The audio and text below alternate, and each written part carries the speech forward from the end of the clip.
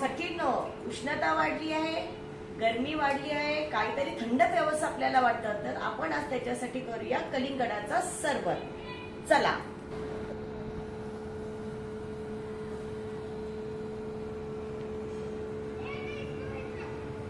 जय सद्गुरू। चला सखींनो, उन्हाळ्याचे दिवस चालू झाले आहेत, म्हणून आज आपण त्याच्यासाठी थंडगार असा कलिंगडाचा सरबत करूया या माझ्या छोट्याशा बागेमध्ये। त्याच्यासाठी काय काय तुम्हाला साहित्य लागणार आहे ते मी सांगते। याच्यामध्ये आपण घेतला आहे लिंबू रस, मिरी पावडर, हे गुलाबाचं क्रश आहे, स्ट्रॉबेरी आणि गुलाबाचं आहे, हे आहे सब्जा, तो आपण पाण्यामध्ये भिजत ठेवलेला आहे, बघा किती मस्त फुलला आहे पुदिना, हे आहे गुलाबी मीठ। आता आपण सरबत घेऊ आणि हे आहे कलिंगड। तर कलिंगड मी बाहेर खूप गरमी असते, कलिंगड एकदम उष्ण झालेला असतो, म्हणून मी काय केलंय त्याला अर्धा तास पाण्यामध्ये ठेवलंय। आता आपण कापून बघूया।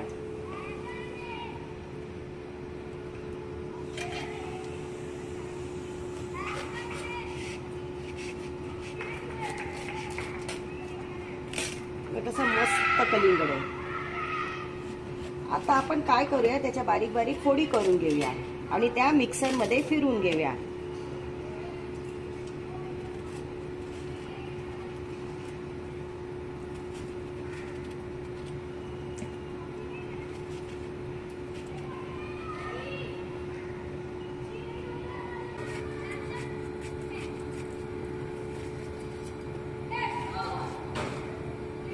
आता आपल्या कलिंगडाचे तुकडे करून झालेले आहेत, ते आपण मिक्सरच्या भांड्यामध्ये टाकूया।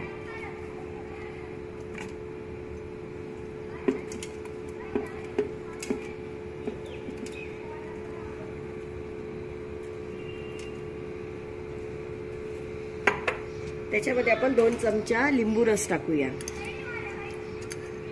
त्याच्यामुळे चव छान येईल। थोडीशी मिरी पावडर टाकूया, ही बघा ही मिरी पावडर आहे। थोडंसं गुलाबी मीठ टाकूया, याला ब्लॅक सॉल्ट पण बोलतात, त्याच्यामुळे चव खूप छान येते। आणि थोडा पुदिना टाकूया।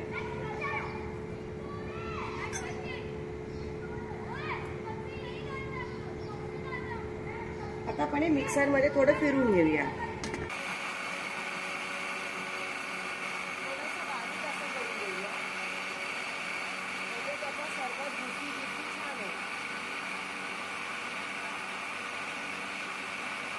आता बघा हे मिक्सर मध्ये मस्तपैकी कलिंगड फिरवून छान झालेला आहे त्याचा रस,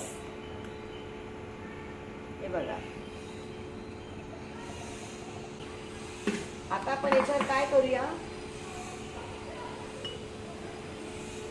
सब्जा आहे बघा, हा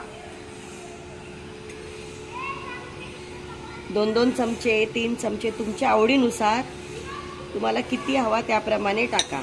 सब्जा हा उष्णता घालवतो शरीरात, म्हणून सब्जा गरमीमध्ये जरूर घ्यावा। हे बघा त्या दोन्ही मध्ये मी आता सब्जा टाकलेला आहे।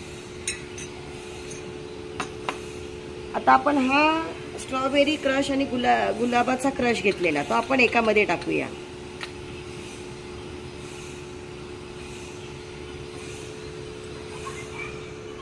त्याच्यामुळे ह्याच्यामध्ये स्ट्रॉबेरी आणि गुलाबाचा फ्लेवर येणार, हे बघा मस्तपैकी। आणि आता आपण हे छोटे छोटे पीस कापलेले कलिंगडाचे ते टाकूया वरतून।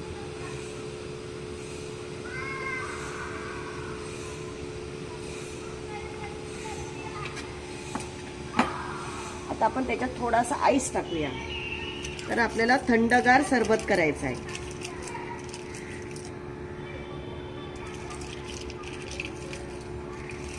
म्हणून आपण त्याच्यामध्ये आईस टाकूया थोडा।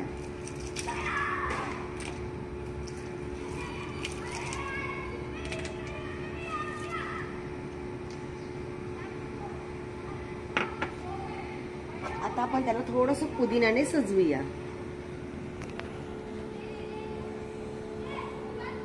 हा आहे आपला कलिंगडाचा थंडगार सरबत।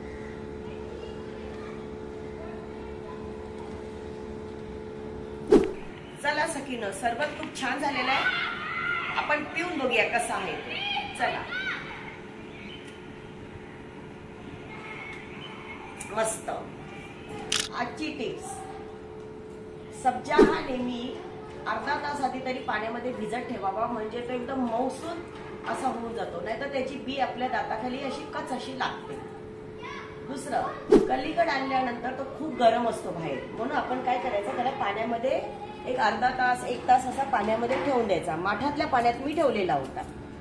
तिसरी, जेव्हा तुम्ही कलिंगड कापल्यानंतर तो थोडा वेळ पाण्यात ठेवा असा. का तर आजकाल इंजेक्शन मारून कलिंगड पिकवल्या जातं. जर त्याच्यामध्ये कलर टाकला असेल तर तो पाण्यामध्ये उतरतो, म्हणून त्याच्यासाठी कधी कलिंगड कापल्यानंतर थोडा वेळ तरी तुम्ही पाण्यात ठेवून बघा, 1-5 मिनिटं कलर उतरताना दिसतो. माझ्यासोबत असं झालेलं आहे, म्हणून मी तुम्हाला ही टिप्स देते. आणि चला सकीन, आज सरबत मस्त झालेलं आहे, प्यायला या. जर तुम्हाला माझे व्हिडिओ आवडत असतील तर तुम्ही लाईक, शेअर आणि सबस्क्राईब करा मला.